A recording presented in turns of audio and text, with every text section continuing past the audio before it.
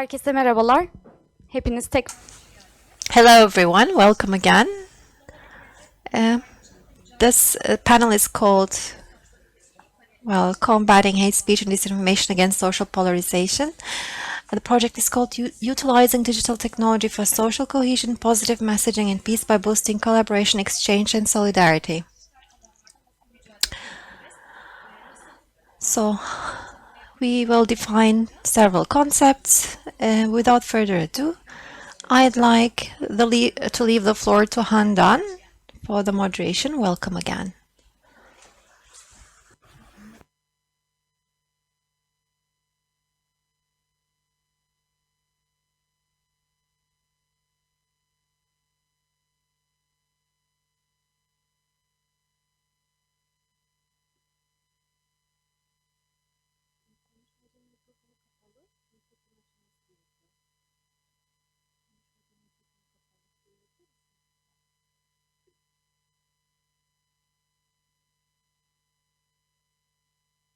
Şimdi açtım.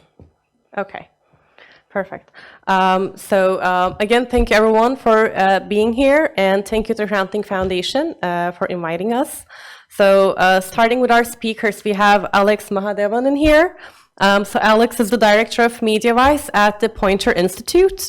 Since 2019, he's taught digital media literacy to thousands of teenagers and older adults, and trained journalists across the world in verification and digital tools for investigations.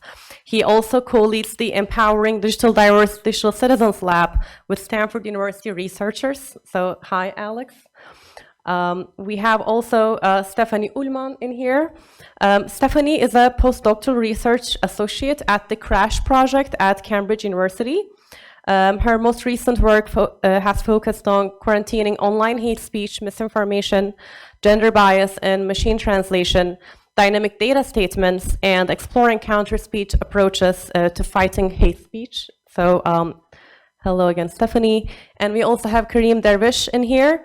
Dr. Karim Darvish is a principal scientist at AI Explain Inc., working on efficient human-in-the-loop ML and speech processing.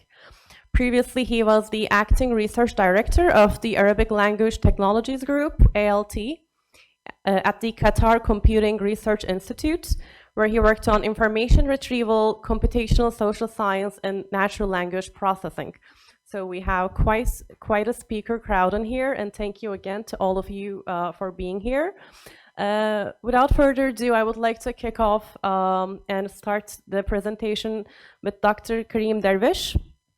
So, yeah.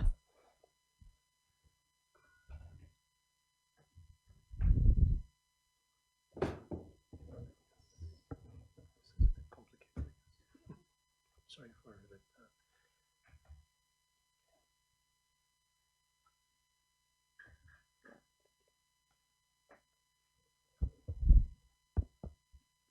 Merhaba. How's everyone doing? Good. So my name is Karim Darwish. I'm a principal scientist at Explain, and I'm going to be talking about quantifying polarization on social media, particularly on Twitter. So before I start, let me tell you about where I work. So I work at a company called Explain that helps people build machine learning models. So we help them as far as benchmarking, human-in-the-loop, and deployment. So if you're interested in building AI applications, please visit explain.com. As far as my work is concerned, I work a lot on speech processing and natural language processing and computational social science. And the talk today is going to be more related to computational social science.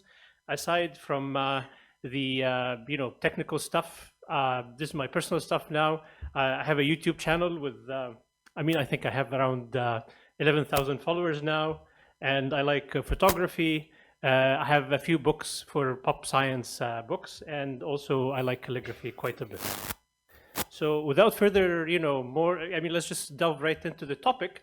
So the topic today is about polarization. And when we raise this issue of polarization, it's like, who cares, right? Why should we care about this? And it turns out that polarization leads to many societal ills.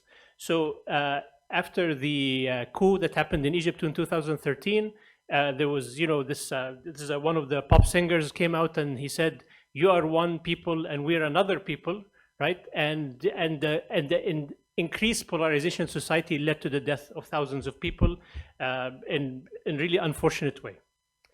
And the more glaring example is the example of the Rwandan genocide back in the 1990s, where basically months before the genocide, there was lots of pumping of negative information or hateful information against the Tutsis specifically, that led to the death of about 500,000 people over a span of a few months.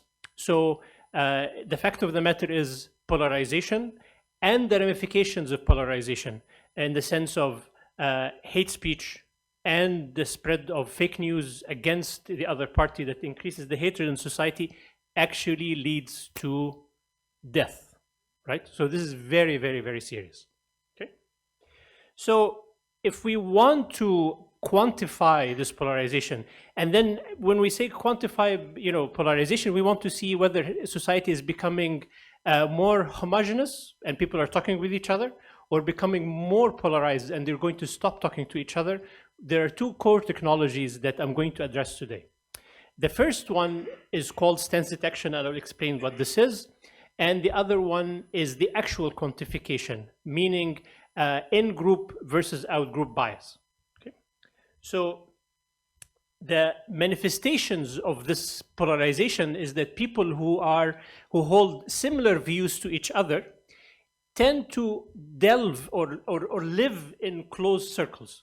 They call them on social media, they call them echo chambers. Like everybody is as if that you're talking and then you're listening to yourself back again after you've heard yourself, right?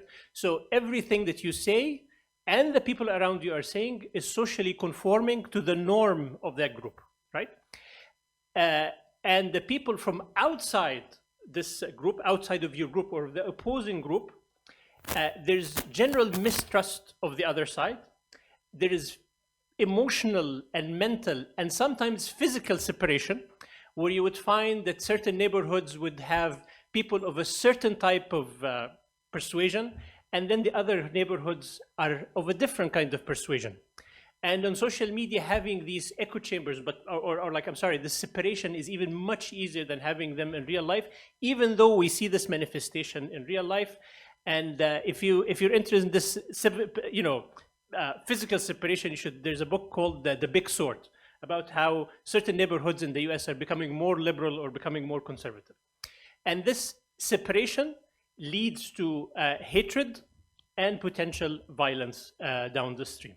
Okay, so we're talking about two technologies again. The first one is stance detection, and the other one is the actual quantification of polarization. So let's take what stance detection is. So I'm sorry that the tweets are in English. So for the Turkish colleagues, I'm sorry. So if you look at these two tweets, they're actually talking about two different topics. One of them is gun control, and the other one is related to Ilhan Omar, who's a representative in the U.S. Congress, right? And if you look at both tweets, you can see that there are people. There's on the first tweet here, on the first one, it says it passed, meaning gun control. The Democrats are coming for your guns, right? So these are people who are against gun control. And the other part is that is for gun control, because so many people get killed every year because of gun control. And the same thing you can see for the case of Ilhan Omar. So what is stance detection? So stance is your position towards a particular entity or a particular topic or something, like your position or how you feel towards something, right? And stance detection is just the automation of finding this stance in a programmatic way, that you can actually have not just one person that you can actually detect their stance on a topic, but you can have tens of thousands, hundreds of thousands, or maybe millions of people that you can determine how they feel about a particular topic. And some of the popular things, I mean, and I'll give some US examples here, the people who are pro-life or pro-choice. People during the last Turkish election, there were two popular hashtags, Tamam and Davam, so they're both against each other. And the list goes on and on. Even things that were people who like iPhones and those who like Samsung Android phones. So sense detection is live and kicking across the board, right? Okay. So how do we do stance detection? So there are multiple methods, and the most popular and the most, actually the most sensible thing that people started with was supervised learning, where basically, if you can see the classes here that we have on the screen. So the first class, somebody who is talking and supports, the Russian operation in Ukraine. And the way they talk about it's a limited, operation, military, operation, and it's ending the unipolar world and so forth. And the other side is saying, it's the Russian invasion and Russia is being humiliated and so forth. And notice in the words that I'm listing here in the examples, they are not necessarily sentiment words because there's nothing there's no relationship between sentiment. Sentiment is how you feel internally, but your position could be expressed in many, many different ways. It could be as simple as saying invasion versus military operation, right? So they're just explaining or talking about the same event using two different words. And basically what you would do is that you given positive examples or examples of one stance and examples of another stance, you build some sort of a text classifier, you train a text classifier and you build the model. And then when you get new examples, you can actually run the model against them and figure out that one of them belongs to class A and the other one belongs to class B. And there are many, many different ways to do this. So you can use support vector machines on words. You can also use transformer models like BERT and so forth. And you can use a variety of different features like which words people use, which hashtags people use, also who they retweet on social media, which media they listen to, and so forth. So all of these things actually correlate very well with people's stances. And the funny part about stance detection, it actually goes beyond what people say about a particular topic. So for example, people's stances affect, or actually does not affect, but correlates with other life choices, like what they eat, what they drink, where they go, and so forth. And if you're interested in this topic, there's a big topic in research called lifestyle politics, and one of the popular papers there is why do liberals drink lattes? There's no relationship between lattes and liberalism, but there is a correlation, right? It's not a causal relationship, but it's just a correlation. Okay? It's funny, but true. Okay. So these methods are up to 90% accurate, right? And this is where the cap is. It's very, very hard to go beyond 90%. You can use also semi-supervised learning, where basically something like label propagation, you start out with users that you have the labels for, and then you see users who share similar content. And as they share similar content, you can recognize, me and Alex are generally sharing from the same sources. That's likely that we're going to have similar views on not just one topic, but across multiple topics, right? Because many topics correlate with each other. The semi-supervised methods are quite accurate. Generally, they can give you results above 95%, but the recall is low. And the third method that I'm going to talk about is a completely unsupervised method, where basically we're using clustering to actually put people of different views with each other without any training data at all, right? And the trick here is that we use some sort of dimensionality reduction. And once we do that, because clustering, in very high dimensional spaces doesn't work. But when you do dimensionality reduction, suddenly, clustering works and we can get fairly good results. And just the trick is that we need to represent the user somehow. So we can represent them using the hashtags that they use. We can represent them using the text that they use. We can represent them using the accounts that they retweet, and it turns out the accounts they retweet are actually more important than what they actually say, right? And this is actually an example of one of the papers that I published with colleagues a few years back about political polarization here in Turkey. And as you can see, you can actually separate automatically between CHP supporters, AK Party or AKP, depending on which persuasion you are, right? And the HDP and so forth.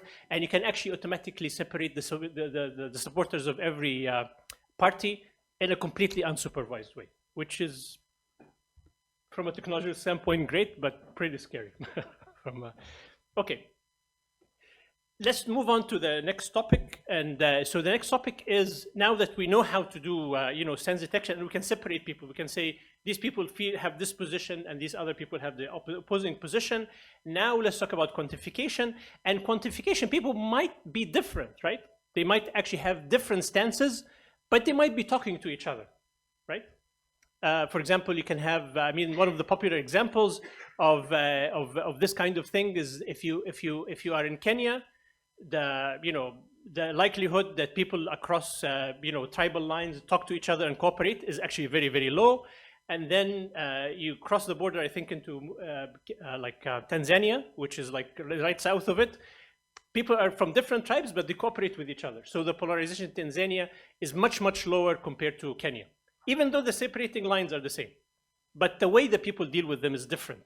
So what we're trying to measure here is whether people are actually communicating with each other. And when they communicate with each other, that means they're listening to similar sources and they're speaking similar language. Okay, they would call this, things with using the same words. If they stop calling things with using the same words, or they stop listening to the same sources, the greater the separation, the more polarization. And as I told you in the beginning, the more polarization, the higher the propensity for mistrust, hatred, and potential violence, and things that would come down the stream like hate speech and fake news and so forth. Okay. So again, when we're trying to measure polarization, we want to see what is common between the two groups. So if we have these two groups together like this, if they are using similar speech, there's lots of overlap in the speech. And then if they're not, and they're just using completely different words, the more separated they become. Okay. And as I told you, the separation can be seen in the hashtags that people use or the sources that people cite on the internet, whether they're other social media accounts or news sources. Okay. Multiple methods to do this. I'll just skip this one. One of the more stable ones is something called random walk controversy, where basically you are, after you separate groups into group A and group B, what's the likelihood you can jump from where you are to one of the central nodes in the people who agree with you. And if there's a likelihood that you'd actually jump to somebody, in the other group, the more likely, if the increased likelihood that you'd actually jump to somebody in the other group, the less polarization. And as polarization increases, the likelihood that you would actually jump and listen to somebody else in the other group diminishes. Okay. So one paper that I published a few years back was about the Kavanaugh nomination. He was nominated to the Supreme Court, and we actually looked at polarization levels, and we were interested, how high they were. And I just want you to look at these numbers, and these numbers kind of look scary. So the likelihood that they're using similar hashtags, or they're not using the same hashtags, was upwards of like 88%. So they had only 12% in common. And the likelihood that they would actually listen to each other, listening to sources, like if you're on the right and you're listening for somebody on the left, or you're on the left and listening to somebody on the right, it's actually less than 4%. And that's very unhealthy, right? When a society gets to that point, alarm bells should ring. Unfortunately, they're not ringing in some countries high enough. Okay. And we actually looked at the hashtags that they were using, and the popular hashtags or the popular sources on both sides. And as you can see, normally you would, if things were all right, you would see a bell curve, but you're actually seeing a U curve, which is really horrid. Okay. So as I said earlier, offensiveness and sentiment. Okay, let me just skip the slide because of time. So in conclusion, if you want to work on polarization, you need to do two things. One, you need to automatically identify the different groups or the different poles that you have. And then the next thing is you want to measure how likely people are talking to each other or not talking to each other. And that's where it becomes important to actually measure polarization. So you'll be, I mean, like, I'll just give an example to, like, at some point in time, I was working with the UN in one of the countries, one of the African countries, and they were actually interested in measuring the likelihood of violence because of upcoming elections. So, and it turns out that you can actually measure whether violence might actually happen 10 to 14 days before it happens by just measuring polarization. And that's a wrap. Thank you so much.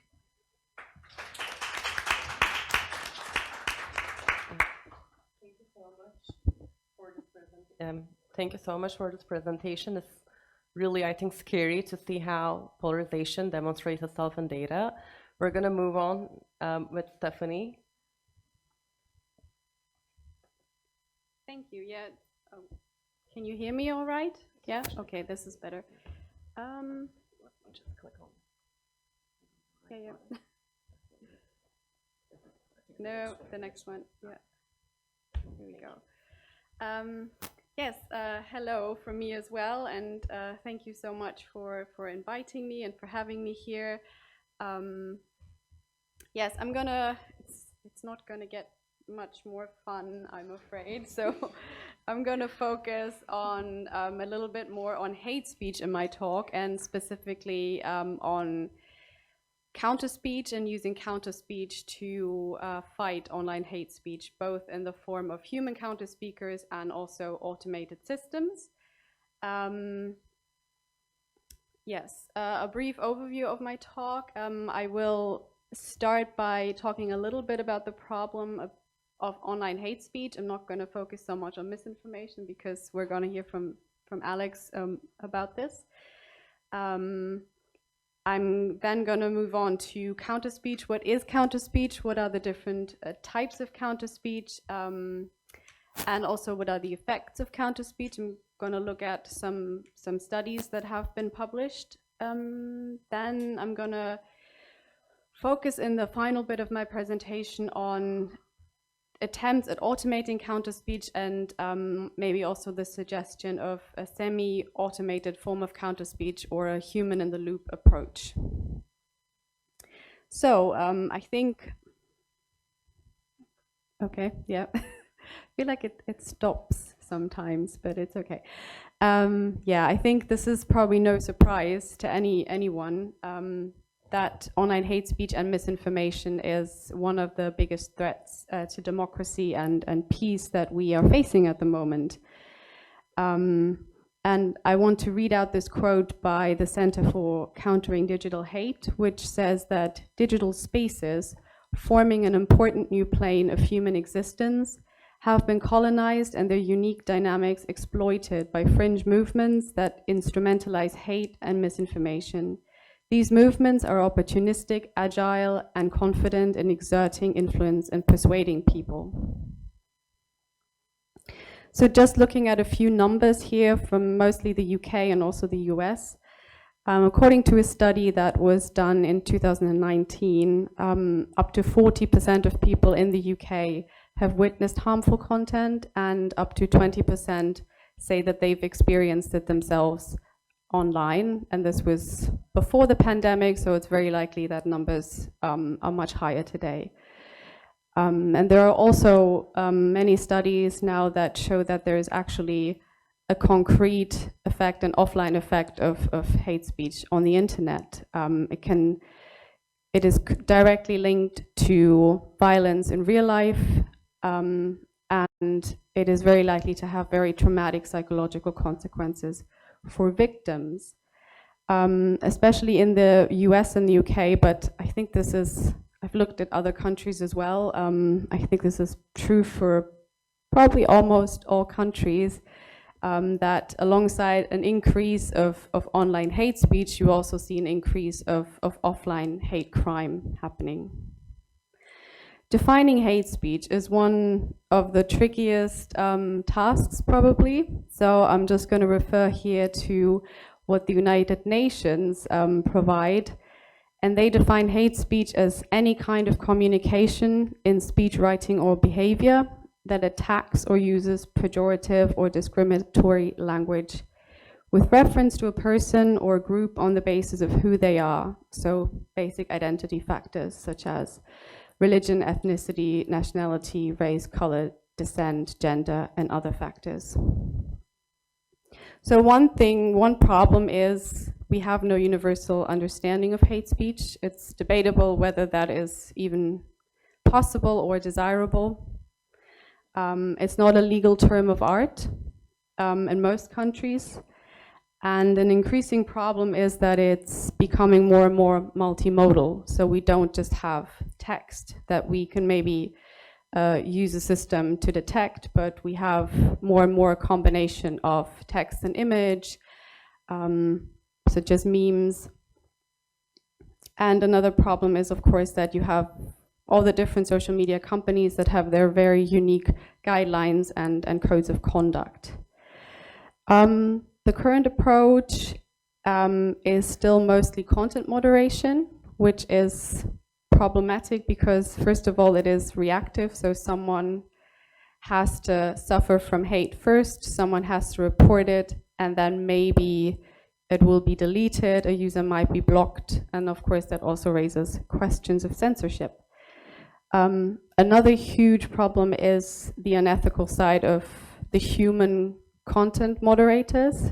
So the people who literally have to look through hundreds of posts a day and have basically no support system. So this might be surprising or not. Even in Facebook internal documents, it was revealed last year that basically only up to 5% of hate is actually detected. And Facebook does not really seem to bother very much about that. So hate speech is, of course, I guess a business model for Facebook. And in a more recent context, in the spring or in February this year, it was found that Facebook is failing to label most of the posts that included Russian propaganda about Ukraine. So here you can just see a table of the different definitions, the different platforms, and you can see that according to some definitions, they have the same characteristics that they identify as hate speech, and others that they don't. Then, of course, there have been different legal approaches or attempts at establishing legal regulations, such as Germany mostly, France, South Africa, but in most countries, like the US, we have no hate speech regulation, at least in a legal context. Okay, moving on to more of the AI-based techniques that have been suggested in this context, one of which is digital nudging. I'm not going to go into detail on these different methods. Digital nudging, redirecting, style transfer, all kind of approaches that make suggestions to the user to like point them away from a potentially dangerous area and more towards something positive, or just redirecting attention, I suppose. Also, social media bots that have been specifically designed to interfere in potentially critical situations. My colleague and I, Marcus Tomelin, we published a paper suggesting a kind of quarantining approach. I'm also not going to go into detail now. Okay, I hope this is better for your ears. Yeah, I'm happy to answer any questions if you have any. But now I'm going to spend the rest of the presentation focusing on counterspeech. I'm going to skip this just for the sake of time. So counterspeech, what is counterspeech? If you're not familiar, the Dangerous Speech Project defines counterspeech as any direct response to hateful or harmful speech which seeks to undermine it. So the idea goes back to Louis D. Brandeis, that is my very German pronunciation. Brandeis, okay. Yeah, who said, if there be time to expose through discussion the falsehoods and fallacies, to avert the evil by the processes of education, the remedy to be applied is more speech, not enforced silence. So there are different types of counter-speech that Susan Banish and her team of the Dangerous Speech Project distinguish. So one would be to present facts, to correct any kind of mispresentations, to point out hypocrisy or contradictions, to warn of offline or online consequences, to show affiliation with the victim. This is probably one of the most important. To first of all denounce the hateful comment. Visual communication has been proven to be very effective. Humor in some contexts can be useful, and using an empathetic tone. So striking back with more hate is counterproductive. Here are a few examples that you can look at. In the middle we have a multimodal example of combining text and image. I think with the other ones mostly illustrate things like remember that those you care about can see this post too, like pointing out to people this has wider consequences. This is not just you trying to insult someone on the internet. And also maybe the example you can see on the right-hand side,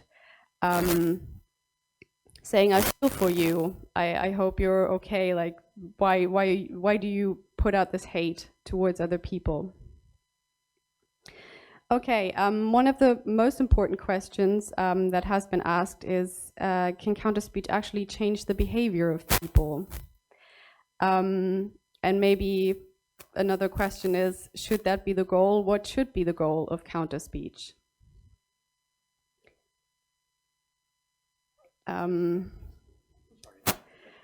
Yeah. So, yeah, I just want to studies, one of which has been conducted by Saltman and Russell, that showed that online extremism, that counter-speech can be effective in fighting online extremism.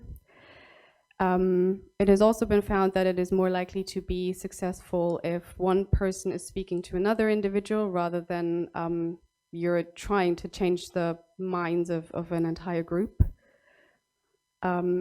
Organized movements can be more effective than striking out on your own.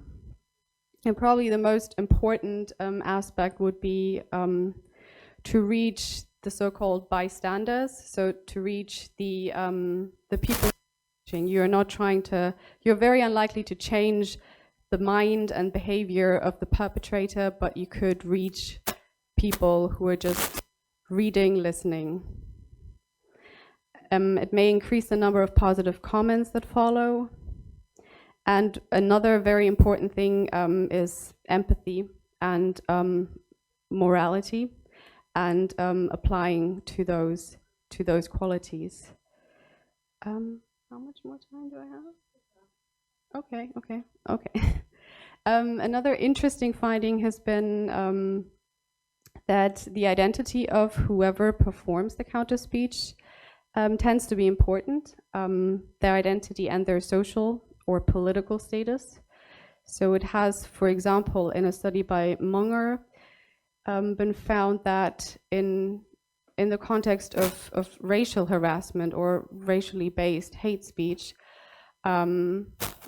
interestingly, having someone who's white and male and has a high following, if a person like that speaks out or uses counter-speech, it is more likely to reduce the amount of racial hate speech. Oh God, I'm very sorry. Yeah, something similar in the context of religious hate speech, where also it matters who is actually doing the counter-speech. Another very important point that Berger makes in the context of misinformation specifically is to actually be able to reach what she calls the interpreters. So the people who are most likely to repost something that entails misinformation, to kind of intercept at that point and to stop people from reproducing false content. And also quite interesting is that social and discourse norms still matter in this context. Studies have shown that if hate speech, for example, is moderately censored in the form of counter speech, for example, that people are less likely after that to produce hate speech. I'm going to skip this, and yes, the final segment of my presentation is now going to focus on attempts at automating counter speech. For that, we need natural language processing. I'm not going to go into too much detail. We've also already heard a little bit from Karim about this, but we basically need computational tools to process large amounts of data, both for hate speech detection as much as the generation of counter speech. We've already heard about stance analysis. So sentiment analysis is very similar. So you basically use computational tools to study kind of people's opinions, their sentiments behind posts. So that's extremely relevant in order to, first of all, identify a hate speech comment, but then also to find the right counter speech response or to generate the right response. Something else that is very useful in this context is network analysis. So if you can get as much information as possible, for example, about a Twitter user, who do they follow, what are their followers, what are the kind of people they interact with mostly, what events do they attend, and so on. So basically find out as much as possible about the user's network.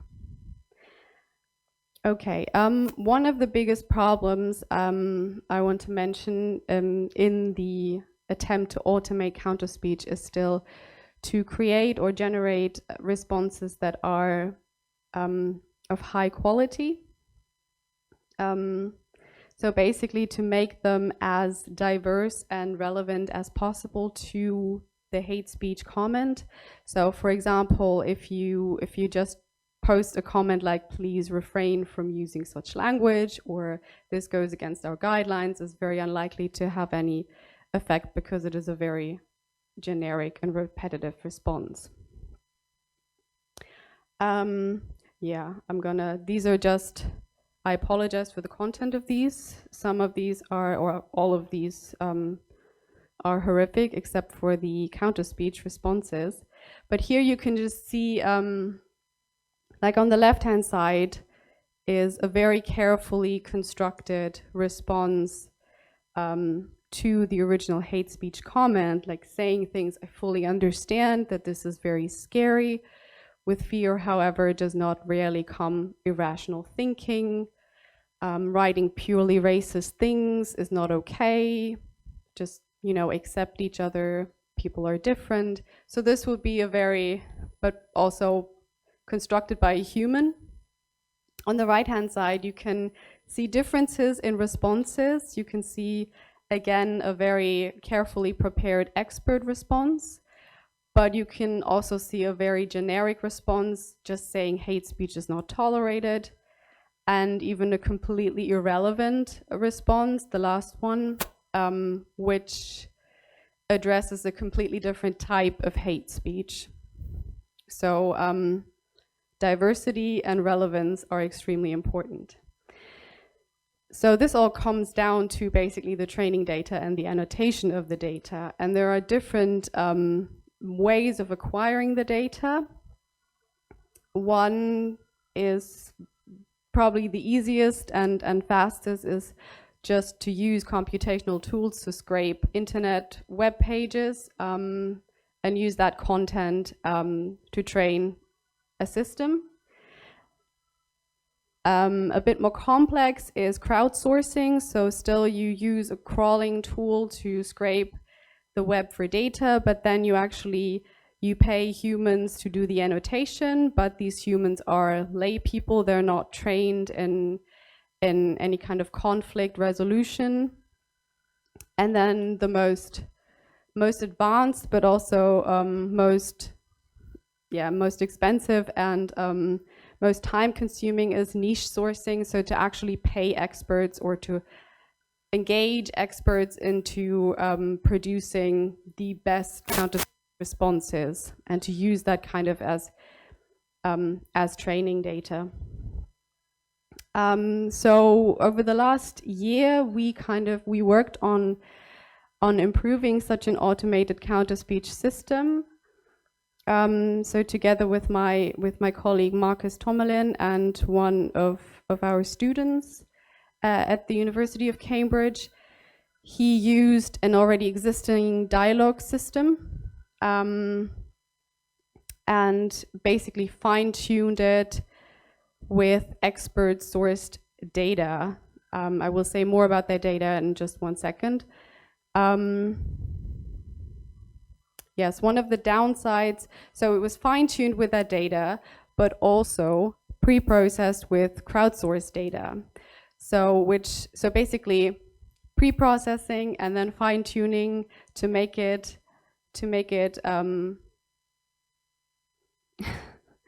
I'm sorry, to make the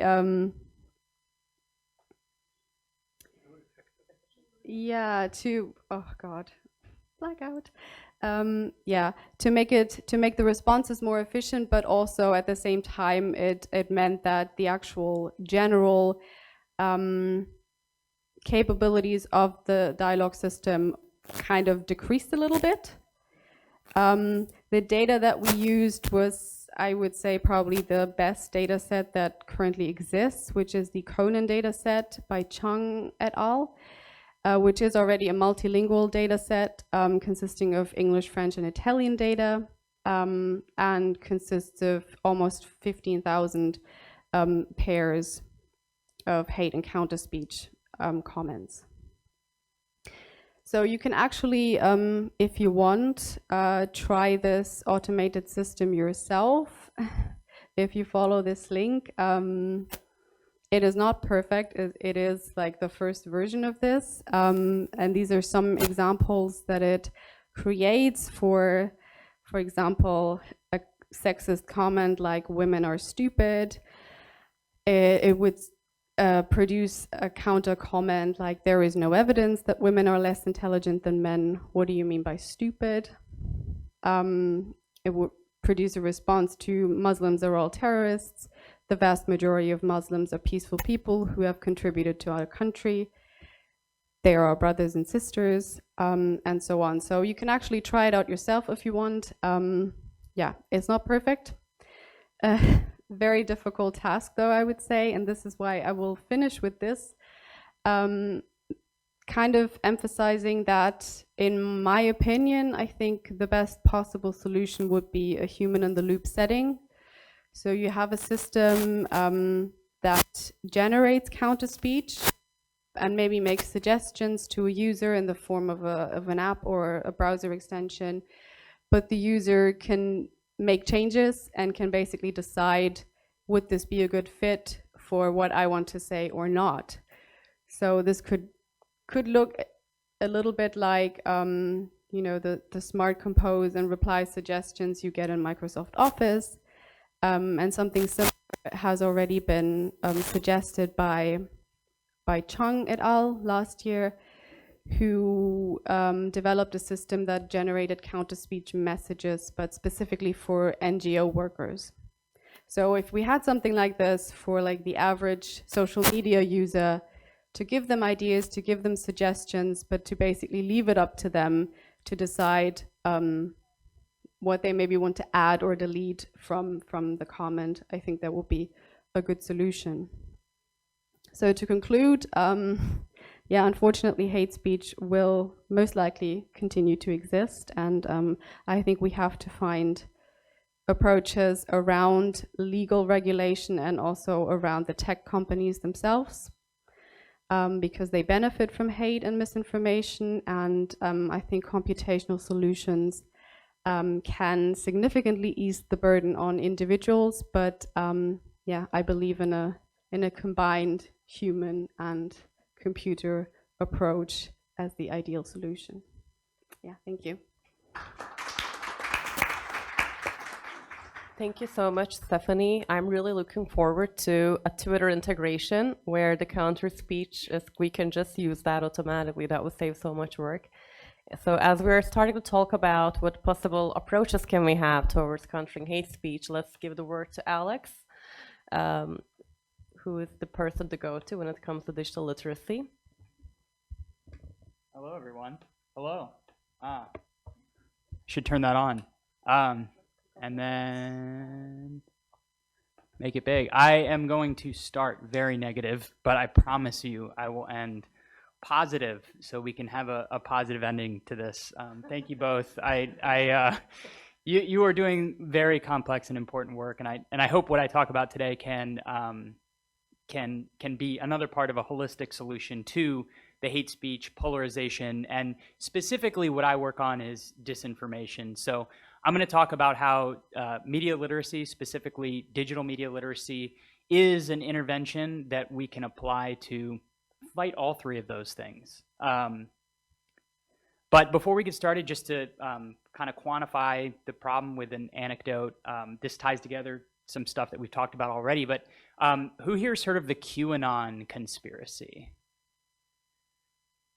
A few. Well, in the U.S., it's kind of a nebulous conspiracy theory stating that Democrats are satanic pedophiles and the world is controlled by Jews, which obviously none of that is correct at all. But it started out as a fringe conspiracy theory, but thanks to algorithmic curation and social media, a lot of people in the U.S. believe it now, and it has fueled real-world violence. This was a story from just a few weeks ago. A father killed his wife and shot his family because he became entrenched in this conspiracy theory. And that ties together the hate speech, the polarization, and disinformation all into one hateful evil act. And the problem with that is it starts online, it spreads online, and then it leaks into real life. And in the US, this is something that's taking hold in the pillars of power. So on the left, you see one of the first QAnon posts that really kicked off this conspiracy theory. And now just the other week, Donald Trump, the former president of the US, potential nominee and potential future president of the United States, resharing a QAnon conspiracy theory. So these are starting online, and thanks to algorithms, spreading. So we try to fight that at MediaWise. So I work for MediaWise. We're a digital media literacy organization. Our goal is basically to teach people to be able to see that QAnon or conspiracy theory post and immediately know it's fake and move on from it. And I'm really passionate about that because I spent a lot of years as a journalist. That's why I'm very excited to be speaking here for this foundation. And so a little bit about MediaWise before I get started. We've been around since 2018. And originally we started with something called the Teen Fact Checking Network. Originally, we were focused on trying to teach teens how to spot disinformation because we noticed that even though they grew up with iPads, they were really bad at sharing false news online. So I'll talk a little bit more about that. Eventually, we expanded to older people. You probably have older relatives who share fake news more than your younger brother or sister. It is a serious problem. So we decided to expand and start reaching older adults and then also college students. We saw the largest influx of new voters coming out of college, so we decided that's a demographic we needed to reach. And most recently this year, noting that media literacy is something that can help across languages and across continents, we've launched programs here in Turkey, but also for Spanish speakers in the US and France, Spain, and Brazil. Our goal really is threefold. We are a signatory of the International Fact-Checking Network, so we're a fact checker. We want to educate. We teach media literacy. And then we've partnered with a lot of researchers to study different media literacy interventions, I call them. So the Teen Fact Checking Network is something we study to see if it actually works. And you will see it does work. So the challenge that has really been brought up throughout the talk is that social media platforms spread hate speech, disinformation, etc. They're always evolving. There are new ones that are springing up all the time. Who here is on TikTok? So TikTok has become the new purveyor of disinformation and hate speech. They're better about stopping it a little bit, but you're also seeing disinformation in private streams. You've probably seen it on WhatsApp. Attention spans are shrinking, and people don't trust journalists anymore. So that is one big problem. The issue, and we've talked about this too, is that there are a lot of different solutions to this. Fact checking, is it moderation? Is it like we talked about today, using natural language processing to fight this, from both sides? Is it a supply or demand problem? And what we have come up with at MediaWise is the idea of targeted digital media literacy. It's something that we target specific communities to reach them with the tools that journalists use to identify mis and disinformation. So really our goal is to empower people to think like journalists or think like fact checkers as they navigate the internet. And this does a lot of things. One, we hope to catch people before they're sharing mis and disinformation. So they see a meme and they identify it as false, and then they don't share it. We teach them the consequences and how to actually spot it. The other thing is we want to build trust back in institutions. So if we teach people about how the news works, about how algorithms are undermining our institutions, we can hopefully make people trust journalists more, and trust the institutions that I know in the U.S. are really threatened right now. From the news to the Supreme Court to to our government. There's just a loss of trust in institutions, and we're really fighting mis and disinformation where it is. I mentioned TikTok and WhatsApp. We are in both platforms. So what we teach is something that was developed by the Stanford History Education Group. They did a big study and they were trying to understand why fact checkers were so good at spotting disinformation. And they were also trying to figure out why students were so bad at it. And they came up with the solution, like these 3 questions that every journalist asks when they come across something online. Who is behind the information? What is the evidence? And what do other sources say? So everything we build, every time we teach anything, anytime I go to a school and do an hour-long talk, it's all based around these 3 questions and teaching them the tools, the thought process, the techniques to actually answer those questions. And it's this idea of pre-bunking disinformation, basically inoculating people against disinformation. So we feed them disinformation and show them what it's like, how it's created, and then that inoculates them against it in the future. It's the theory behind vaccines. It really is the theory behind vaccines. We are trying to apply that to the digital world. And so what we do is we break down disinformation into a few different pillars. The main focus right now is videos. You talked about multimodal ways that people are encountering hate speech. It's the same thing with disinformation. People are seeing videos with text overlaid, but mainly it's videos, and just teaching them that when they see a video, there's probably parts that have been edited out. It might be a real video, but a specific part was clipped out of it. Maybe it was slowed down a little bit. We just try to teach the ways that videos can be manipulated. And then, of course, there is the deepfake issue. Not something that we are overly focused on right now, but just teaching about the concept of AI-created mis and disinformation is a way that we can empower our students, our older adults, our Spanish speakers, anyone with the ability, so when they are navigating the internet, they're being more conscious about what they're seeing. If you know that there is a very simple app out there that can make Erdogan say whatever you want him to say, then they might navigate the internet a little bit better. Images are always a huge way that we see mis and disinformation spread online. So we spend a lot of time going through kind of the classic styles of disinformation. These are out of context photos. So real photographs. I saw a photographer earlier. They could take a picture of me and someone could share it online, edit out these flags and replace them with like Nazi flags and say, Alex Mahadevan spoke at a far right, a far right, this, I thought he was brown. No, he was at a white spread. So we teach about out of context photos and how people can use real media to manipulate things. And really that is the biggest threat there, is the idea of using real media to create mis and disinformation. But we also teach about manipulated photos. Dr. Oz, your friend and our friend now here in the US, fortunately or unfortunately, depending on what side you're on, but political misinformation is something we talk quite a bit about. And then graphics and data. Statistics can mislead, and that's where you see some misinformation and falsehoods spread online. Screenshots, we talk a little bit about fake tweets and how you can screenshot a fake tweet and share it, and it's consumed and spread very quickly.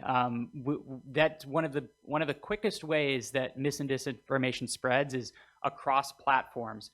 So those who are on TikTok, you probably see TikToks on Instagram.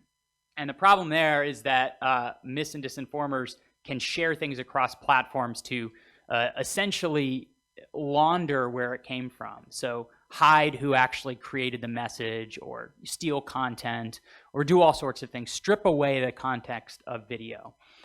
Pink slime, this is a very American name for something, but the idea of false news websites, kind of the original idea of fake news. So these are websites that look a lot like a news website, but are either funded by idiots who have no idea what they're doing, or really, really savvy politicians who are creating false news or real news and inserting bias into it.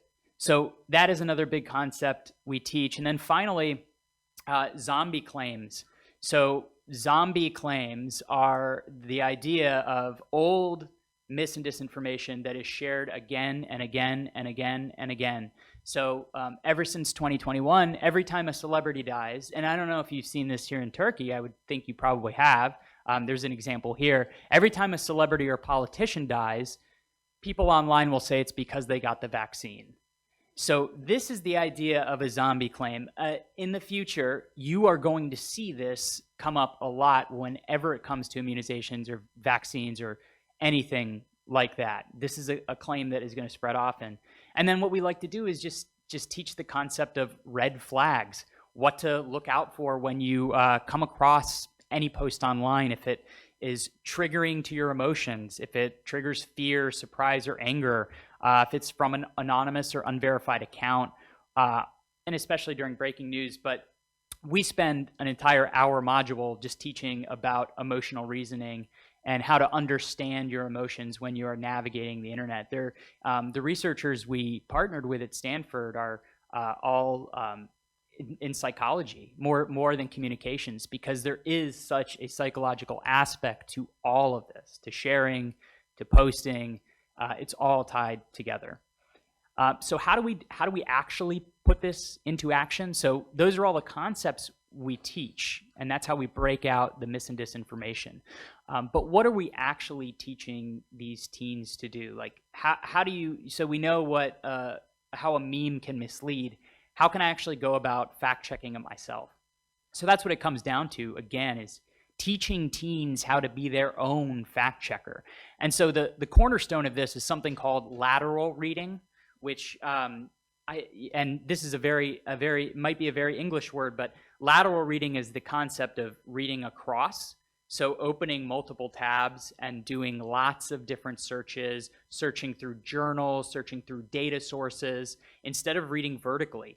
What we noticed is that teens only read vertically now. They only read up and down the page. So we're teaching them to leave the page and move on to something else.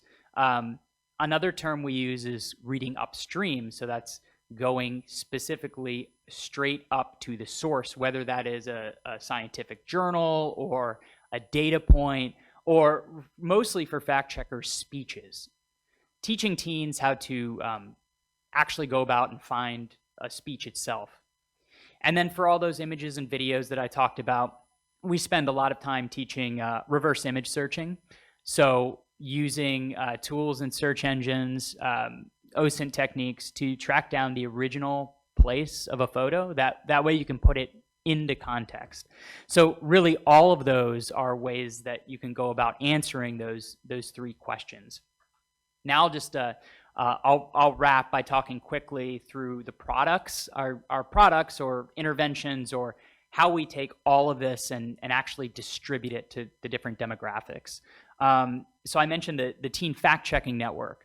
So this is one of the most exciting things I worked on, and one of the first things I worked on at MediaWise. This is a fully functional digital newsroom of 13-year-olds to 18-year-olds who are finding claims that they see on Twitter, on Snapchat, on Instagram, on TikTok.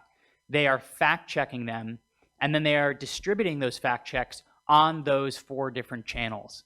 So they're not only at the source of mis and disinformation, but they are reaching their peers with a debunk of a claim that they've actually seen, so that's actually relevant to them. So it's not, not something about George Soros or even QAnon. The teenagers do not care about that. Teenagers care about very specific. Somebody was just telling me about fluoride in the water, something that Gen Z is worried about right now. So the Teen Fact Checking Network is how you combine that effectiveness of digital media literacy with going right to the source. And with each of these fact checks, there is a pre-bunking to it. They teach you how and why that mis and disinformation spread. We are on college campuses. So this is, again, peer-to-peer teaching. We have 8 to 10 college students who virtually travel to colleges around the US and do what I'm doing now. They sit in front of their peers and give a media literacy presentation. So they're actually reaching their peers and empowering their peers to become kind of MediaWise ambassadors in their own right. And the most recent thing and the most exciting and most scalable way that we're going to be able to empower people to separate fact from fiction online are WhatsApp media literacy courses. So these are courses, the one we specifically launched here in Turkey, we partnered with Bilgi University, and it is a course that you can sign up for, or you can sign your friends up for, you can sign your nieces, nephews up for, you can sign your parents, most specifically, up for, and for 10 days, they get a WhatsApp message that's that small, and it teaches them something very specific about how to identify mis and disinformation. Then, along with that, they get a video from a MediaWise ambassador who explains even deeper. So they might get a WhatsApp message explaining the concept of deepfakes, and then they would see a video on how deepfakes work, how algorithms work. All of this pre-bunking right at the source. One of the biggest purveyors of mis and disinformation are family members on WhatsApp. I have lots of Indian family on our Indian family WhatsApp group, and it is insane and infuriating. But that's what we're trying to do here, is really inoculate people at the source. And you might recognize Ismail. He is our MediaWise ambassador. Obviously, that's not correct anymore.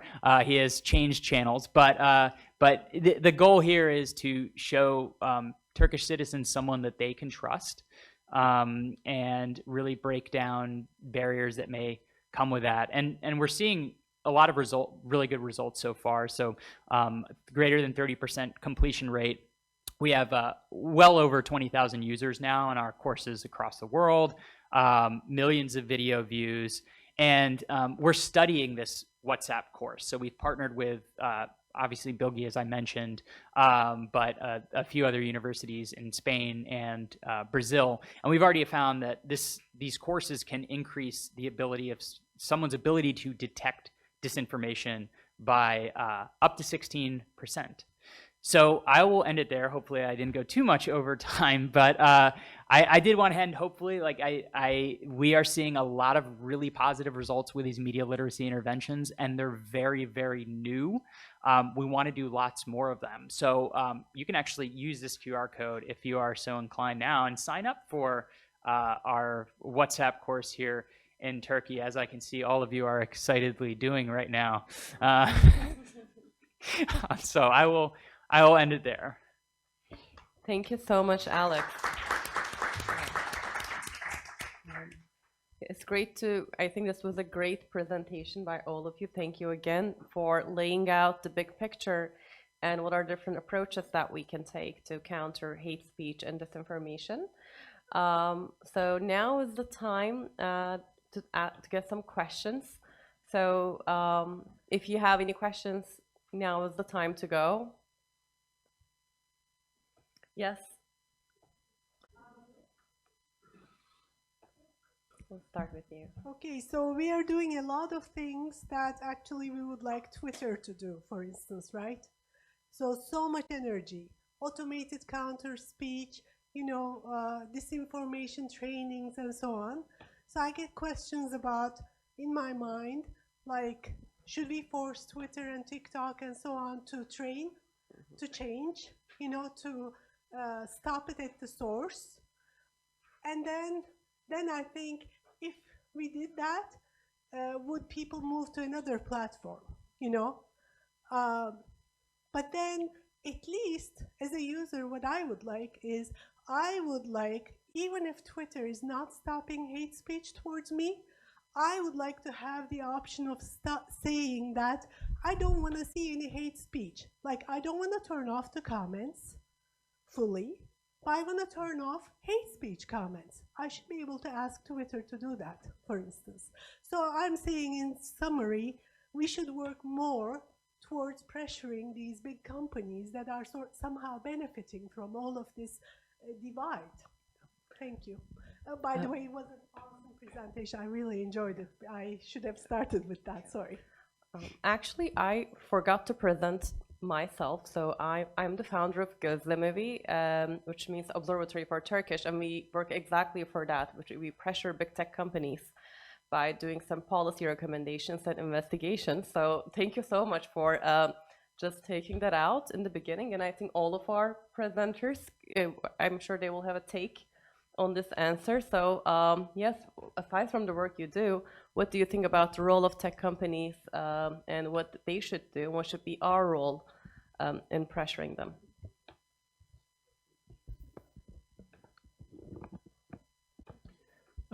Thank you for such an excellent question. So it seems, as you mentioned, that we're trying to counter something with like lay people are trying to counter giants. I mean, media companies feed on misinformation, feed on polarization, and they are actually one of the primary sources of what we are seeing now. If people are walking down the street, they wouldn't be looking at people who are sitting down and chatting, having a peaceful chat with each other. But if two people start fighting in the street, people will stop and watch, right? So constantly media companies, like in the US, on one side, Fox News, on the other side, MSNBC, and if you're on social media, the YouTube and Facebook try to push you to be either on the right or the left, or whatever polarization that they have, because polarization sells. It's part of their business model. And without intervention, where we tell people, look, you companies, stop what you're doing, and probably peaceful pressure would not work. Government pressure has to, with some regulation or something like that. Otherwise, it's a David versus Goliath type fight.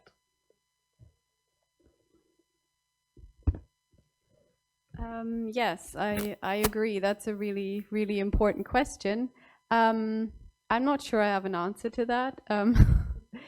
I feel like I'm kind of cautious when it comes to, I mean, what do we mean by saying we have to do something to force these companies? Like, are we talking legal regulation? I mean, I'm German. In Germany, we have some kind of hate speech regulation where companies are forced to. You still have the whole problem of someone needs to read a message and needs to report it, and then the companies are forced to take it down. But I feel like it's I don't see a way of legally forcing these companies to stop it all, you know, from the very beginning. And I mean, I think unfortunately we see these companies have all the technological tools. They have the best. They're not using them for exactly the reasons that Karim already mentioned. So kind of, I mean, this is not a very positive answer probably, but this is exactly why we have been focusing, or at least the team that I'm part of, have been focusing on looking at applications and browser extensions and things like that, that kind of the user at least can use if they really want to have something to protect themselves. But yeah, essentially you would ideally have a company like Twitter implement, I don't know, a counter speech button or something similar. But yeah, I honestly don't have an idea of how to do that. We actually had this exact same conversation with Alex, and yeah, so now someone else is. Yeah. Hold on, did I turn it off? It's off right now, so you can turn it on. Yeah. Whoops. Yeah. So, you know, I don't have a good answer for this. I mean, would you feel comfortable with the current government here in this country passing regulations to dictate who can post and or the accountability of any product out there, especially like mass media products? Would you feel comfortable with that? Well, they're doing it today, by the way. Yeah. So I think that's the argument in the U.S. You know, where we do have the First Amendment, and there are very strong speech protections in the U.S. And that's really the there was a huge outcry when the Biden administration appointed essentially a disinformation czar, a department to deal with disinformation, and it was immediately dissolved because both people on the left and really smart people that I respect on the left were saying it is very difficult to regulate speech and define disinformation. You talked about how difficult it is to define just hate speech. So I don't think there's much the government can do beyond. I mean, there are regulations about algorithmic transparency, so requiring these platforms to make public how they're showing people the crap that the stuff that they're showing them. They can. I'm just trying to think of cigarettes in the U.S. I mean, nobody smokes in the U.S. anymore. I kind of wanted to start smoking here in Turkey. Just like it is very weird to see people smoking because nobody smokes in the U.S. because there was a government, not a crackdown, but there was like a public information push to label cigarettes and label the problems with cigarettes. Now, I have nothing against smoking. I am a former smoker, but that is something the government can do, is highlight the harms.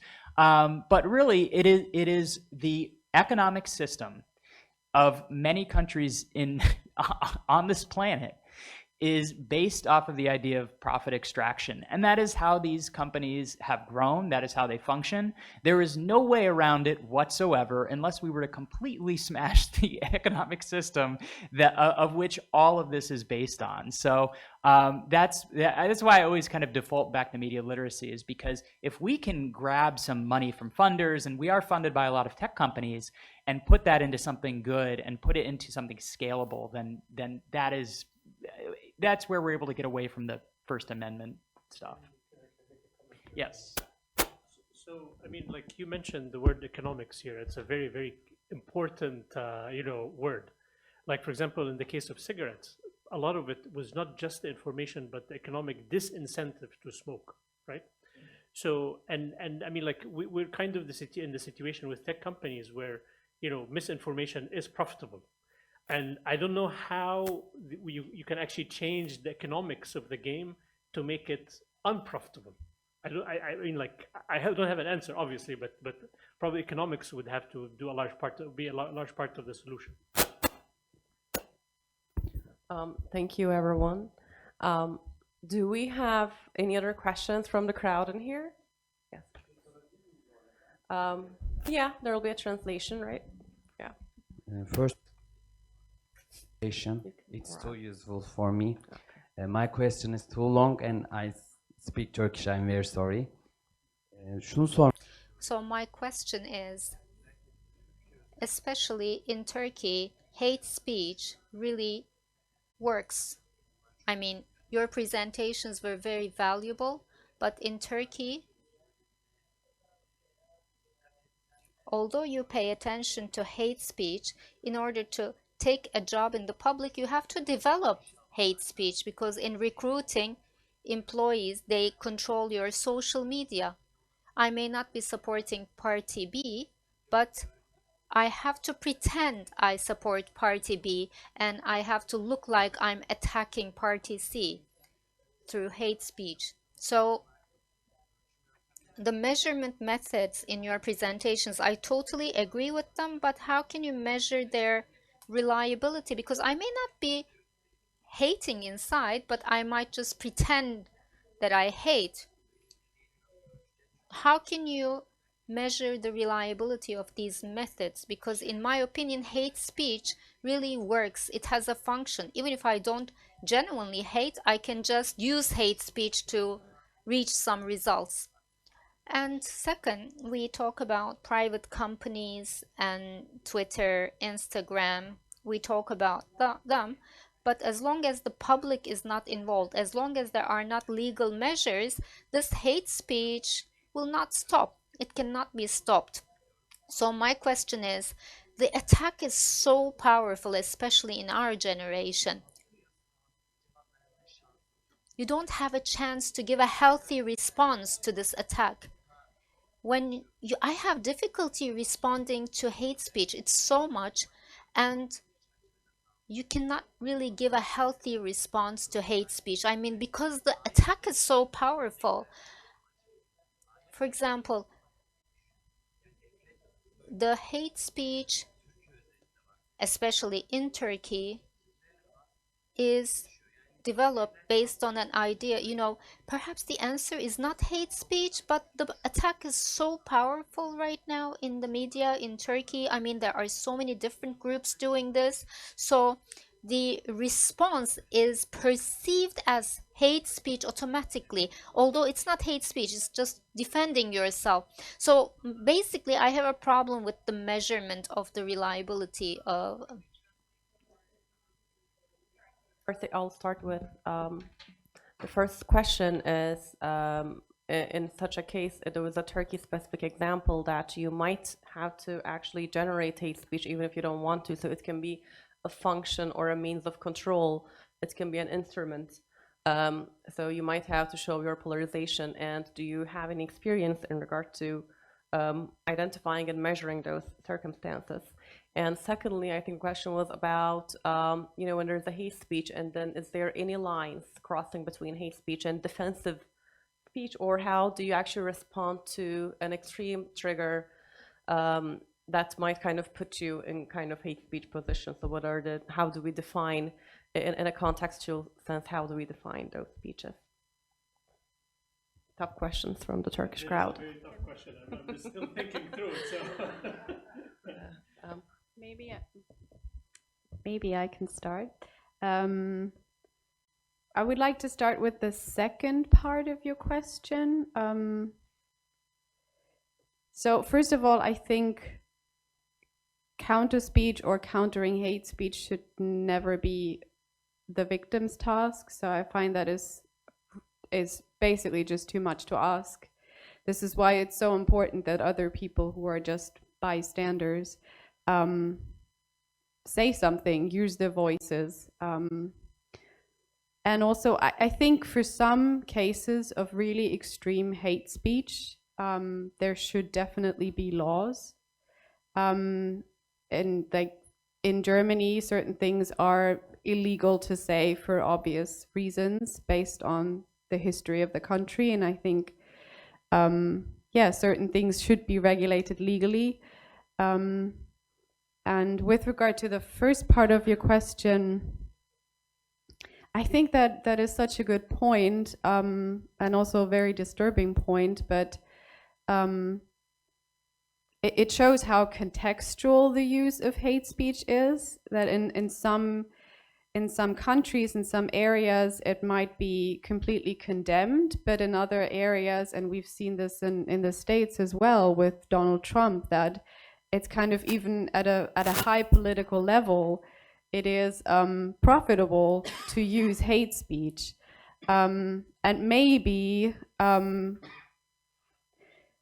although like, as I'm thinking about it, I'm already questioning it, but because I think for some, I feel like this is even a bit more extreme than just online hate speech, because you also have people standing on a stage using hate speech, and these are leaders of countries, and I would say we absolutely need legal measures to stop that, but of course then maybe on a transnational level, because of course if the ones in power are the ones using hate speech, this is getting very complicated. So yeah, I think it just shows really well how based on context it is, and also why it is so difficult to find an international or universal, first of all, definition of hate speech, and then obviously also countermeasures. I hope that maybe you have something. I can say something, or you can go right ahead. Go ahead. Okay. Whoever wants. Yeah, that is a really good question. And again, I'm approaching this from the U.S. standpoint, where we have very, very strong speech protection. As a former journalist, it's something that I care very much about. So on your point of criminalizing hate speech, I do think there is room to expand the concept of hate crime. So in the United States, we have, the hate crimes. So someone can find my Instagram and they can call me all sorts of names and nothing's going to happen to them. But if they come to my house and spray paint something on the side of my house, they will be charged with a hate crime. And I think that if there is a way that I think we can expand the idea of hate crimes in the U.S. to include some online speech, but it is a tricky line to walk. I think it's something that, and I hate to, this is avoiding the point, I think, but in a way we could leave it up to U.S. court systems if we were to expand the concept of hate crimes. I think that's something they could do. And then on the other point about using hate speech, as a tool, in the U.S., this is something fact checkers have seen a lot, is that you're starting to see people from both sides of a political spectrum using disinformation and hate speech. So because they're seeing that it is a very effective tool, they're using it. And now it's just making our jobs a lot harder. And regardless of where you stand in politics or, rights, it is something that has just polluted the media ecosystem. So we're definitely seeing that in the United States as well. I just want to make a very brief comment to that, because I find that really important. We kind of have to watch out that with any form of regulation, that it's not abused to demonize whoever is of a different opinion. So if in America Republicans form the government, maybe come up with hate speech regulations, make sure that it's not just used to demonize democratic voices, left-wing voices. I think that's always a very fine line to not just abuse it as a tool to demonize opposing views. So thank you for your question. I'll start with the second part, like Stephanie did. So for the second part, as far as the reliability of measurement, so one thing that we look at is not the absolute number. We're looking at relative numbers, in the sense that where is the state of polarization today, and how does it look like tomorrow? Is it increasing or decreasing? Because measuring something so accurately on social media, especially with all the trolls and all the bots and so on and so forth, things become difficult. But what you would like to do is see and say, here's the baseline, and then we're going above the baseline or going below the baseline. So absolute measurement is all Maz, okay? So that's the first part for the second question. For the first question, before I actually delve into the answer, I mean, I would like to reiterate some of the things that my colleagues here mentioned as far as regulation is concerned. And actually, like one thing that was when all social media companies in the US decided sometime, I think it was in January 2021, they decided to ban Donald Trump from all the platforms. I don't particularly like Donald Trump, but the idea that private companies can make decisions like this to banish somebody from the internet completely is a very dangerous thing, right? Because they can banish you, somebody that you don't like today, and then banish you tomorrow, right? I mean, just putting this amount of power into private hands is very, very scary. Now, going back to your first question, so one thing I mean, I'll take multiple parts of this, if you don't mind. The first part is, why do people use this kind of discourse, right? People use this kind of discourse because they feel some sort of pressure somehow. So, for example, in some country, without mentioning names, there is economic difficulty. So somebody comes out and says, it's the foreigners who are the problem.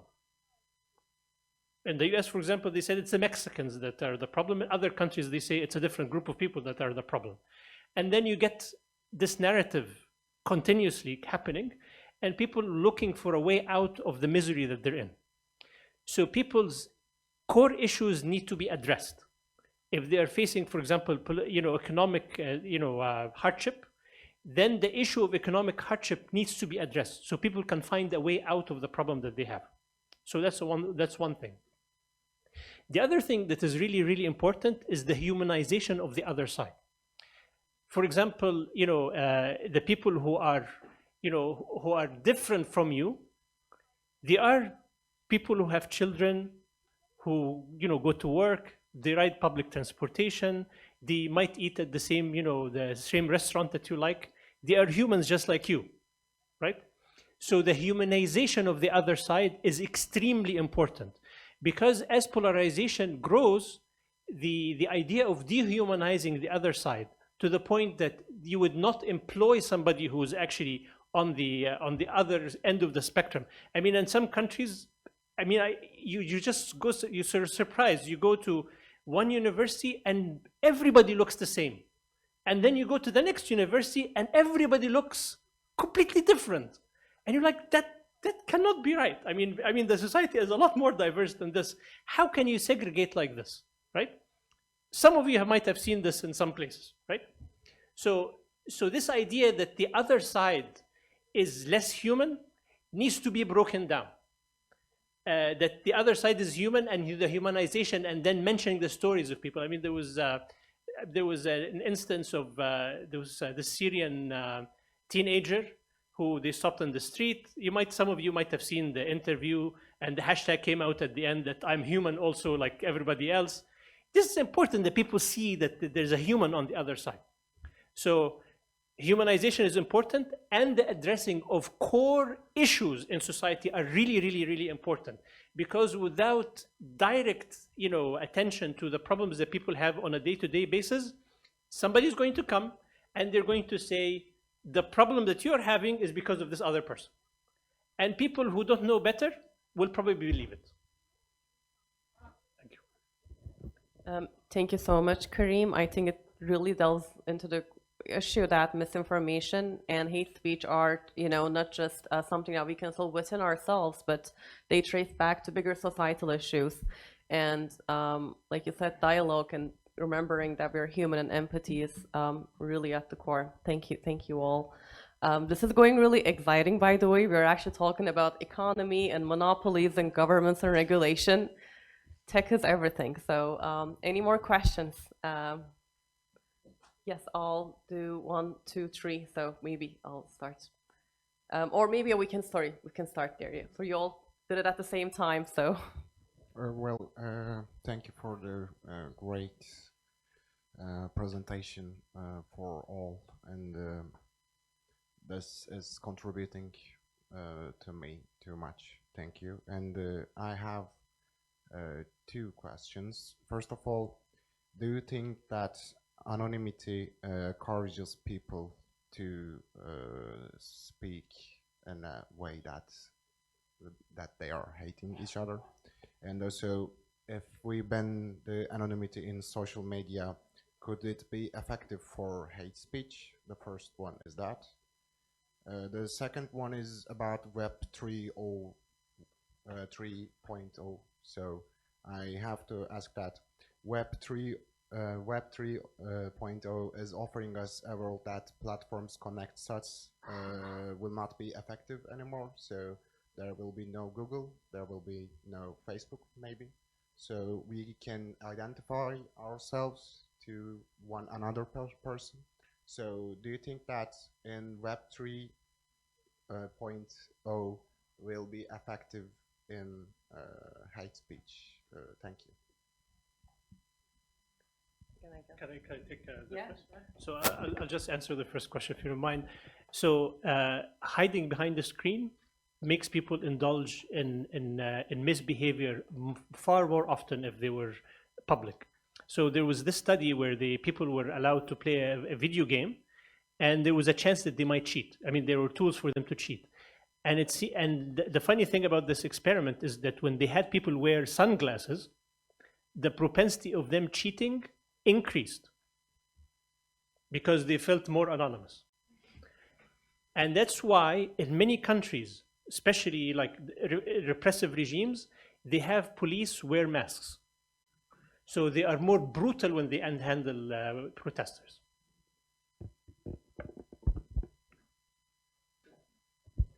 So I'll come at it from a different way. So I think there is also there are some positives that come out of anonymity.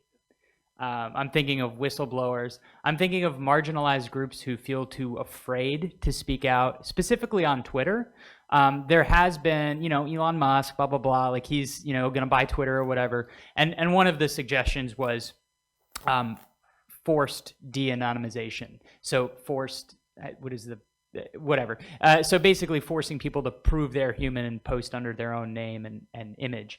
And the danger I see in that is that you are going to be crowding out marginalized groups or groups that don't have a voice. And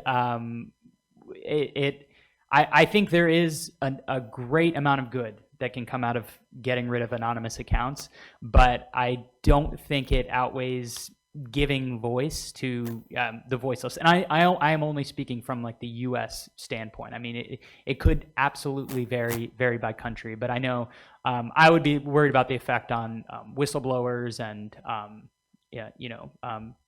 marginalized demographics. Thank you, Alex. Actually, one of the solutions that was proposed for this was that you can be anonymous, but you have to actually give your phone number. So this can be a middle ground that you don't have to foreclose who you are, but then you also can't make thousands of bots. I guess there's a lot of work happening there to address that issue. Any more questions? I think we had a couple people, one here, and then we'll head on to you afterwards. Hello, and thank you for your presentations. My question is about echo chambers. Is it actually possible to avoid like echo chambers or cyber balkanization in online spaces? Because like echo chambers like a natural phenomenon, and people tend to follow or listen sources they conform their norms, and it's like a natural phenomenon. So is it actually possible to like avoid or like demolish the echo chambers? I want that. Thank you. Who wants to take that? I can try. I would say yes. I mean, there are different technologies or methods that do exactly the opposite of always showing the same kind of content or similar content, like redirecting searches. I feel like the pandemic has at least caused social media companies like Meta to implement redirect searches, so that if you are searching for specific information that is likely to be false information, that they actually redirect your search to the World Health Organizations, to reliable information. So I would say there are definitely methods to break echo chambers. The question is, it's once again up to those in power, so the big tech companies, to actually implement these methods, I would say. Any other takes on the question? Unfortunately, I'm less hopeful. I mean, it is possible. I mean, you have to work really hard as an individual to go outside of your echo chamber. But YouTube and Facebook, more so than maybe other media, like Reddit is far less in this regard. They push you into an echo chamber because it for them is just more profitable to do. And for you to go out, you have to make a conscious decision to go out. Like, for example, oftentimes I actually go on YouTube in incognito mode just so I can see something different than the usual junk that YouTube keeps recommending to me, right? But normal users, the odds are stacked against them, unfortunately. Sorry. I was going to say that echo chambers have existed long before social media platforms. I mean, there are studies that have shown that the propensity there was a study that showed that there was this massive increase in the chances that you would marry someone like from almost your own elementary school. So these socioeconomic like groupings have existed for a long time. I do think so. To bring it back to media literacy, one of the foundations we teach is about algorithms and echo chambers. And I think if you help young people understand, actually older people, they don't know how the internet, I mean, all due respect, but like the old people don't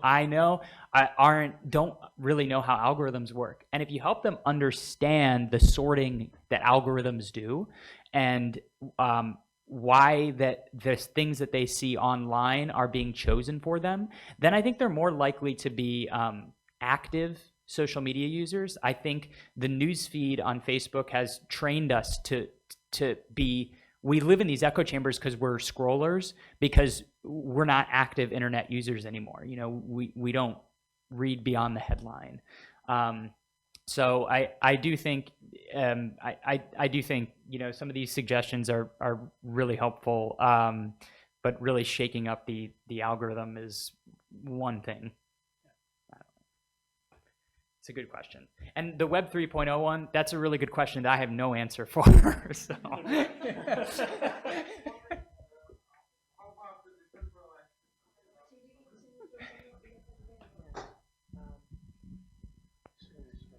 I guess I was just wondering that if we are going to live in a decentralized system like blockchain or something like that, if we are going to text each other without using any social media platform like Google or Facebook or Twitter, how are we going to regulate our speeches, and how are we going to regulate our social bubbles, you know? So if Web 3.0 is going to offer us more hate speech, I don't know if it is good or bad for us. I was just wondering how do you think, you know? I guess we're all busy dealing with the problems of Web 2.0, but I guess if you have any answers. Me neither. We had a third question here that was waiting for quite some time. Should I be? Yeah. I don't have a question, just I'm still thinking about how we can increase the pressure on these companies. And I am thinking about the UN guiding line on business and human guiding principles on business and human rights. And as you know, on the guiding principles, it says that businesses has to show respect to human rights, and so they have to be sure that the activities are not giving any damage or harm to any human rights and freedoms. So just I'm thinking if there's any case that brings, that links both of them. And the second thing is that, as I know, there's an OECD mechanism, especially for multinational companies, and they have national local points that you can go and complain, have a complaint about these big companies. And even in Turkey we have, I don't know how people are using, but the NGOs have the right to apply also, not just the local people. As I know, for Hasankeyf, for example, there's an application in the national focal point. So if this kind of any of these mechanisms, I don't know, just I'm thinking if we can use them as a tool to increase, pressure on these companies. So, do you guys have any comments? Yeah. Actually, our organization works for pressuring big tech companies, so you can maybe check gözlemeve.io. We have some strategies laid out for that. I did a bit of product placement in the middle of the speech, but it was so relevant, I had to. Yeah, please go on. Yeah, I have seen in the news that state-owned Anadolu agency in Turkey established a fact-checking company or desk or something like this. And do you see this kind of state involvement in fact-checking business in other countries too, or is it something unique to Turkey? That's I should know more about that. I mean, I've been so delved into the media literacy side that I haven't been up on the fact-checking news. That is, I wouldn't think that they're a signatory of the International Fact-Checking Network. The International Fact-Checking Network does a really good job at requiring organizations to be transparent, to have a clear non-bias, which I don't think that's possible for a state-owned fact-checking unit. So speaking from the U.S. standpoint, that is not something we have seen yet, and I think that is something we don't want to see. And unfortunately, in a lot of countries that don't have news infrastructure or fact-checking infrastructure, that is always a threat. So the IFCN, I brought up the International Fact-Checking Network, we're always trying to go to areas of the world that don't have really solid fact-checking infrastructure so we can find independent journalists who want to become fact-checkers. So our goal is to do that before government intervention. But that's really interesting. I'll have to talk to my colleagues about that. Yeah. Thank you. First of all, it was really fruitful for all of us. I was wondering, those automated tools, can they really detect irony? Or yes, I know irony is something really difficult. Let's say it is easy to understand for all of us as well. And the other thing, it is also common that some minority groups take some tags that are offensive against them, but they are using and owning it. For example, N-word or fag word. So can these machines detect these and differentiate from hate speech? Let me take that question. Yes, yeah. Okay. So this is actually a good question. If you want to, so irony is one of the more difficult problems inside of NLP, and people have been working on this for quite a few years, and the results are terrible. Okay, this is not to say that there are no other workarounds around this. So what actually happens is that people's stances on multiple issues are kind of almost static. So, for example, if I'm a Barcelona fan, if I like, or Galatasaray, for example, a fan, right? I'll be a fan of this club today, tomorrow, next year, and the year after. So my position is going to be fairly fixed. And detecting my position on a particular topic using my lots of interactions on social media is fairly easy and highly accurate, right? So the idea is that if you instead of trying to identify one piece of text as irony, or maybe it's on this side, or maybe the person is making a joke, right? Is much harder. So if you focus on the individual and say this person has this position, then if they are saying something that apparently looks like support for the other side, it's most likely ironic, right? It's not real, right? So so if you're doing this from a technological standpoint, focus on context instead of a single statement. And the other thing is focus on social interactions more than the text that people are using. So let me give you an example.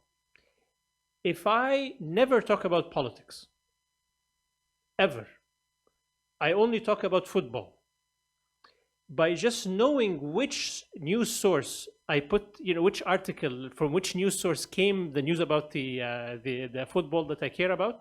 For example, I'm always getting my football news from Fox News. That means I'm listening to Fox News on other things too, right?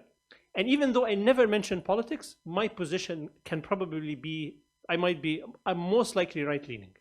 So who you quote is actually more important than what you say.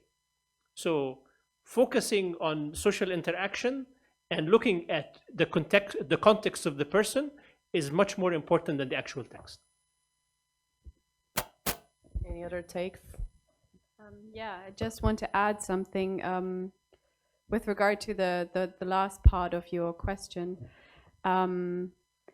meaning not correctly identifying if someone is using it because they're part of a group, and kind of that is actually a huge problem in hate speech annotation, when humans annotate hate speech comments, and because there is so little diversity usually amongst human annotators, they're often not familiar with African American vernacular English, or with words that might just be used amongst the LGBTQ community.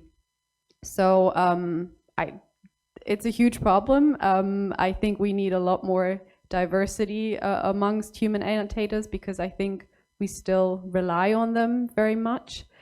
And yeah, that's a really good point that you made. I don't have an answer to that question, but yeah, it needs more awareness, and it needs more work in that area. Well, I was just going to say, beyond the algorithms, fact checkers struggle with this quite a bit, and how to label satire and irony. And I personally think I love fact checkers. I work with fact checkers, but I think they fall into this trap of fact checking satire and irony, and it makes them look like losers. I mean, it makes them look like dorks online, and then it makes us But I do think fact checkers are very careful that a piece of irony reaches a certain level of virality, that it's being shared by people who actually believe it. So that threshold, I don't know the exact threshold for it, but that is absolutely something that fact checkers on the human side struggle with quite a bit. Thank you, Alex. Well, we're about to run out of time, so we can take one last question from the audience. Okay, so I'll go ahead and ask some questions. So we are always talking about the bad stuff and the polarized society. and how it looks like on the data. So how do you dream of like an ideal world, which is not polarized, is based on dialogue and empathy? How would the information ecosystem and the data and the literacy skills would look like? Alex? I don't necessarily know what it looks like, but I know where it will start. And that will start with more integrated and diverse communities. I think everything we've talked about, from hate speech to polarization to disinformation, is all because we're split into groups. I mean, we talked about echo chambers, we've talked about all of this. So I went to high school at a very diverse high school, but I only got in because I was a musician and I wanted to play in the band that was there. And it completely changed my outlook on life. And I thought about things a completely different way from the socioeconomic background that I came from. I don't know how we can actually do that, but I think the future that we look for in a kind of harmonious, fact-based online ecosystem will start with more diverse communities, more integrated communities across demographics and economics. But for me, I just have to say, from Pointer and from MediaWise, it is a world in which conversations are had, policies are crafted, laws are passed based on reality and facts. And if I had to estimate, I would say it's like 10% right now, facts online. So what I see is, a fact-based world, and that's a very boring answer to the question.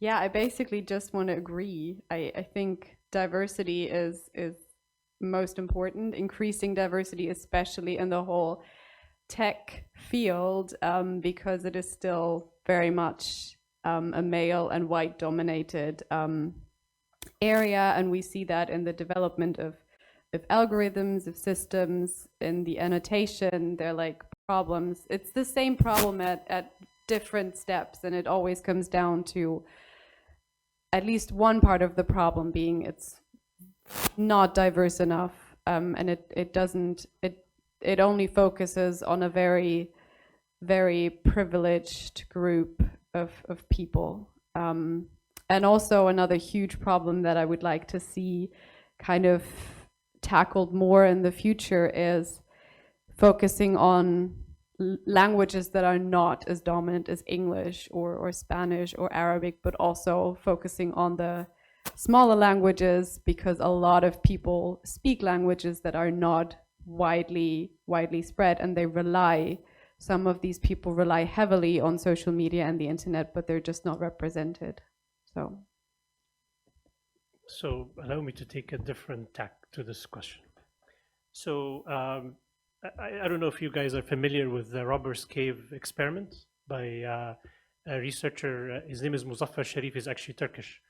And basically what he did was he took children who are white, Protestant, same age, same grade, live in very close proximity, same socioeconomic status and everything, and split them into two groups, and made the two groups within 2 or 3 days hate each other and fight each other by just artificially introducing differences between them that were not real. And then a few days later, after things have gotten really, really heated up, he changed the rules of the game, where he said, oh, now we have a common problem that we all have to face. Like, for example, the water tank was broken and they need to push the bus and so forth. And then within another 3 days, we were best friends. Okay?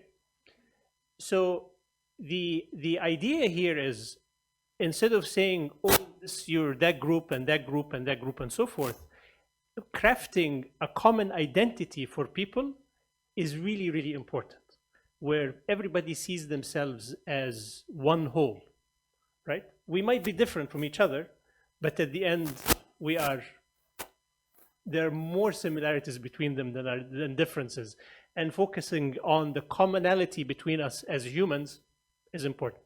I would like to, I'm sorry for digressing this about this. So there are two examples that I actually want to mention, two historical examples. The first one is, you might have heard of the word Han Chinese, right? This is what most Chinese are. But actually that was not the case long ago.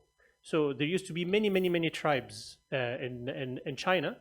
And then when the Han reached power, instead of focusing on the differences between the tribes, they said, well, if you speak like us, you're one of us. And then all the people who lived in China became Han Chinese. So it was an artificial construct, but brought everybody together. The other example is when the Arabs in the Arabian Peninsula, they used to say, you're from that tribe, you're from that tribe, I'm better, my tribe is better than this and this and that. And as the Muslims started going in other places, they had this saying of the Prophet ﷺ where he said, إِنَّمَا الْعَرَبِيَّةُ لِسَانٌ. Arabic is, being Arab is just what you speak. If you speak Arabic, you're Arab. That's it. If you speak Turkish, you're Turkish. That's it. Khalas, you know, right? I mean, there's nothing more to this. And once you put the boundary so wide that anybody can come into the common, you know, identity that people identify with, you may be able to succeed at the end.